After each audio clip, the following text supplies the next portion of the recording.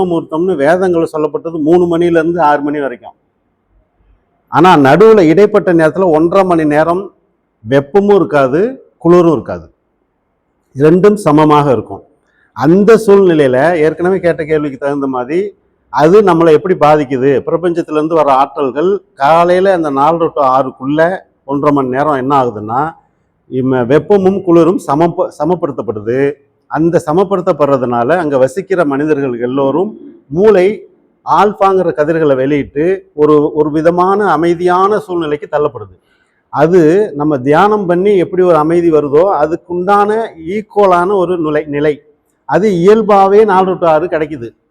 நீங்கள் அதை விட்டுட்டு சாயந்தரம் 6 மணிக்கோ இல்லை 8 மணிக்கு மேலேயோ தியானம் பண்ணி அந்த நிலையை இழுக்கிறதுக்கு முயற்சி பண்ணுறீங்க, அது வராது.